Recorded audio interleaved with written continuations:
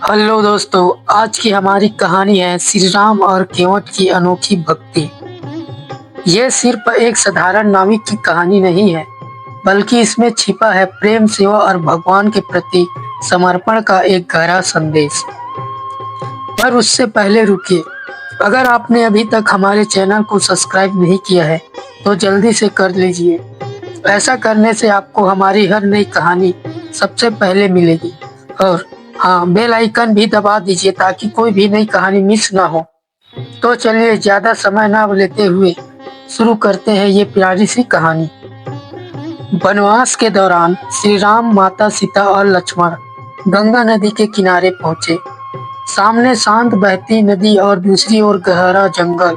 श्री राम ने रुककर कहा, लक्ष्मण, हमें इस नदी को पार करना है, लेकिन कोई नाविक तो दिखाई नहीं दे रहा। लक्ष्मण ने आवाज लगाई, अरे भाई, कोई है, हमें नदी पार करनी है। कुछ देर बाद एक साधारण नाविक केवट अपनी छोटी सी लकड़ी की नाव खेता हुआ किनारे पर पहुंचा। वह नाव से उतरा और हाथ जोड़कर श्री राम के सामने खड़ा हो गया। उसकी आंखों में भक्ति की चमक थी। प्रणाम प्रभु, मैं केवट हूँ, आपसे मिलकर मेरा जीवन धन्य हो गया। श्री राम ने मुस्कुराते हुए पूछा, केवट, क्या तुम हमें अपनी नाव से नदी पार करा सकते हो? केवट ने विनम्रता से जवाब दिया, प्रभु, मैं आपको पार तो कराऊंगा, लेकिन पहले मुझे आपके चरण धोने होंगे। लक्ष्मण को यह सुनकर गुस्सा आ गया।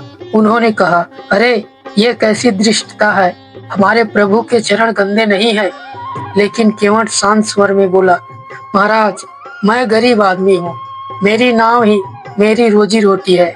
मुझे डर है कि कहीं आपके चरणों का स्पर्श मेरी नाव को पत्थर न बना दे। श्री राम ने केवट की भक्ति को देखकर मुस्कुराते हुए कहा, ठीक है केवट, तुम्हारी शर्त मान ली। केवट जल्दी से एक लोटा और जल लेकर आया। उसने बड़ी श्रद्धा से श्री राम के चरण धोए और उस जल को अपने सिर पर छिड़क लिया। फिर वह उन्हें अपनी नाव में बिठाकर नदी पार कराने लगा। नदी के बीच में केवट ने भक्ति भरे स्वर में कहा, प्रभु, मेरे लिए यह सबसे बड़ा सौभाग्य है कि मेरी नाव में आपके चरण पड़े। आज मेरा जीवन सफल हो गया। नदी पार करने के बाद नाव किनारे लगी। श्री राम, माता सीता और लक्ष्मण नाव से उतरे। केवट हाथ जोड़कर खड़ा था। भाई, तुम्हारी सेवा का मैं क्या प्रतिदान दूं? केवट ने भावुक होकर उत्तर दिया, प्रभु, मैं तो केवल आपका सेवक हूँ। आपने मेरी नाव में कदम रखा, यही मेरे जीवन का सबसे बड़ा धन है। श्री राम ने फिर पूछा, फिर भी कुछ तो मांग लो। केवट की आंखों में आंसू आ गए। उसने कहा, प्रभु, अगर कुछ देना ही है तो जब आप अयोध्या लौटे मुझे भी दर्शन का अवसर दे, बस यही मेरी विनती है। श्री राम ने उसे गले से लगा लिया। माता सीता और लक्ष्मण भी भावुक हो गए।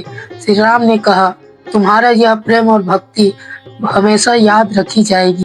श्री राम, माता सीता और लक्ष्मण ने केवट से विदा ली और आगे वन की ओर चल पड़े। लेकिन केवट अभी भी उन्हें जाते हुए देखता रहा, जैसे उसकी आंखें उस पल को हमेशा के लिए अपने दिल में कैद करना चाहती हो।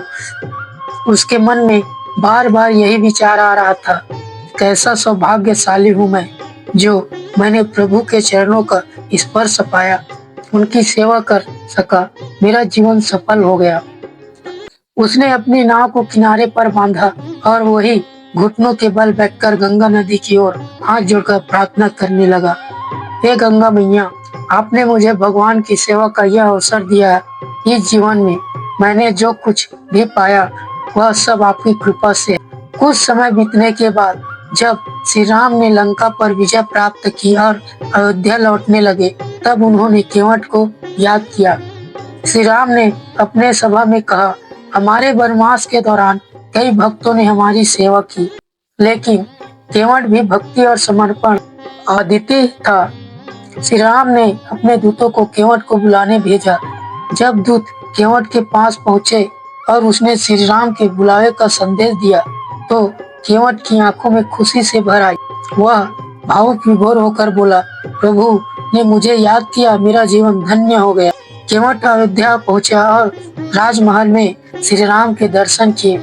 वह उनके चरणों में गिर पड़ा और कहा, प्रभु, आप मुझे कभी भूल नहीं सकते। आपने मुझ जैसे साधारण नाविक को भी याद किया।